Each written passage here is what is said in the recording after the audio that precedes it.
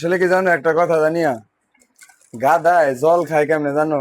পানি খায় ঠিকই কিন্তু ঘোলা কইরা খায়।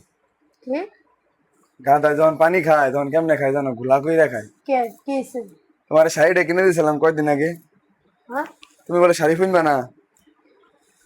হ্যাঁ, আমার কিন্তু মেজাজটা কিন্তু আগুন তুমি না বলে শাড়ি কিনবা না, তো শাড়ি কিনছো কে? হ্যাঁ, তাই এত কষ্ট করে ফেলছি, কেমন লাগতেছে? তোমার পেতনির মতো ছাড়া কি কোনোদিন ভালো লাগে? হ্যাঁ, এই তোমার পেতনির মতো ছাড়া ভালো লাগে?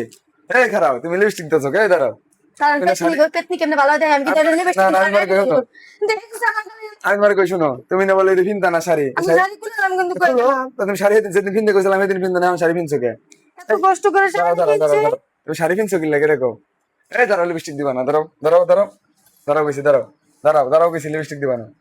তুমি কি লেগে আসলে আপনি ভালো মানুষ না, তুমি বুঝছেন? তুমি শাড়ি কিনছো কি শাড়ি লেগে? তাই মানুষ হতো, শাড়ি কিনলাম কিন্তু কই দিলাম? খুলে লাও, আগুন তোমার আমি করে শাড়ি আলাম। আজকে কিনবার গেছি শাড়ি, আজকে কিনবার গেছিলাম শাড়ি।